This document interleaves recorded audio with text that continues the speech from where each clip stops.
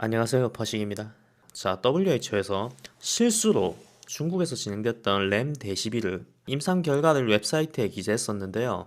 간단하게 설명드리면 램 데시비르 임상 시험이 실패했고 대조군 시험에서 약품을 투여하지 않은 환자보다 사망률이 더 높았다는 그런 보고서입니다. WHO 실수로 게재돼서 즉시 삭제했고, 삭제하긴 했지만 이미 파이낸셜 타임즈 같은 미국 주요 언론에서 그 내용을 전부 다 보도했습니다. 그래서 한국에도 보도가 된 거고요. 길리어드 주식 4.3% 급락이라고 되어 있는데 급락이라고 할 것까지는 없어요. 왜냐하면 시카고 유니버시티의 임상 결과가 나오기 전에 그 금액으로 돌아간 거기 때문에 시카고 대학에서 나왔던 임상 결과는 매우 효과적이었다 뭐 이런 내용이었죠. 그리고 이번 WHO에서 유출한 이번 중국발 보고서는 전혀 효과가 없었다. 오히려 부작용이 더 많았다. 뭐 이런 내용인데, 문제는 그 보고서가 1차 임상시험에 관련된 보고서고 그마저도 환자가 많이 없어서 중간에 일찍 종료된, 그러니까 제대로 테스트되지 않은 그런 임상시험 결과라는 거예요.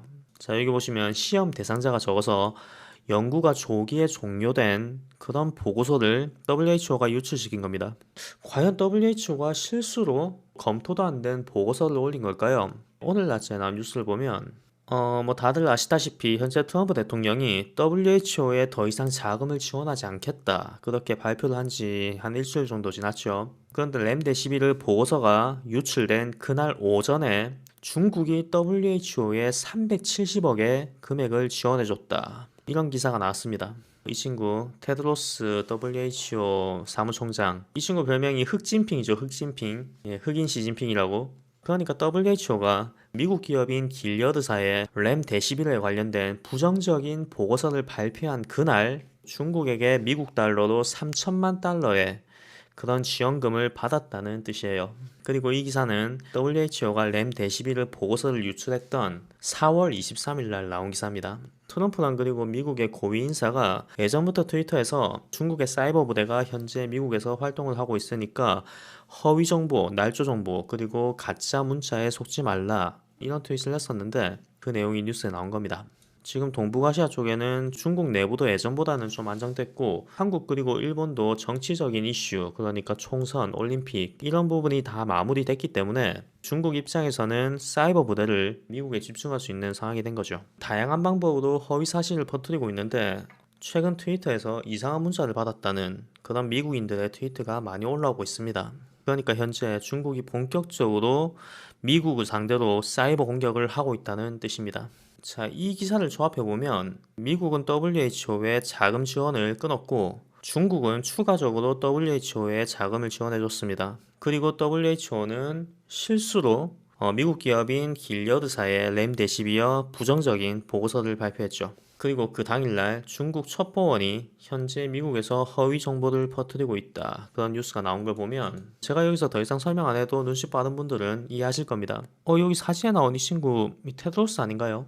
그런데 여러분이 아셔야 될 게 램데시비르는 항바이러스제이지 마법의 치료제 같은 그런 게 아닙니다. 몸에 있는 바이러스의 복제를 억제하는 그런 약이기 때문에 이미 중증으로 진행돼서 각종 합병증 및 장기가 손상된 경우에는 램데시비어를 투여해서 바이러스를 억제해도 그 사람이 소생할 수 없는 거예요. 왜냐하면 바이러스 제거만으로는 소생할 수 없는 그 정도 단계까지 넘어갔기 때문에 이번 WHO에서 유출한 그 임상 보고서는 2월 달에 진행된 임상 보고서입니다. 그리고 2달이 지난 지금 현재 이 바이러스가 뇌졸중, 심장마비, 그리고 혈액응고, 그리고 신장을 포함한 모든 장기를 공격한다. 그래서 다양한 합병증과 다발성 장기부전을 일으킨다고 이미 알려져 있습니다. 그러니까 그 당시에는 이 약의 부작용인 줄 알았던 그런 증상이 실제로는 코로나19의 증상 중 하나였을 수도 있다는 거죠. 그러니까 WHO의 이번 보고서 유출은 실수가 아니라 100% 악의적인 그런 의도로 유출을 한 겁니다.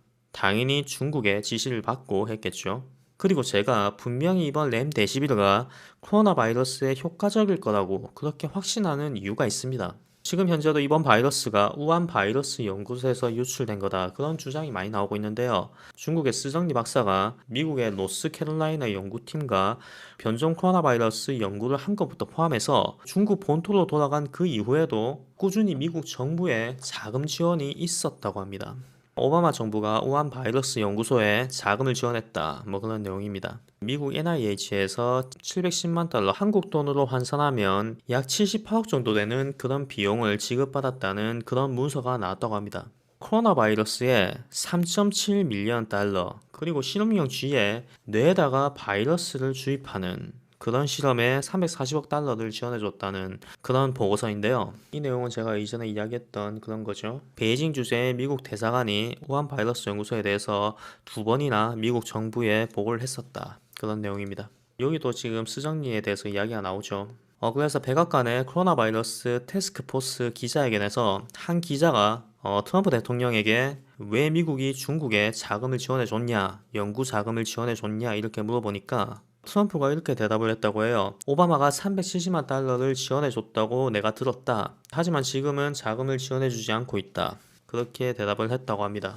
그러니까 현재의 트럼프 정권과는 관계가 없지만 오바마 정권 때는 미국 현지에서도 연구를 할 때 지원을 해줬고, 이 스정리 박사가 중국으로 돌아가서 연구하는 것도 자금을 지원해줬다. 그런 이야기가 되는 거죠.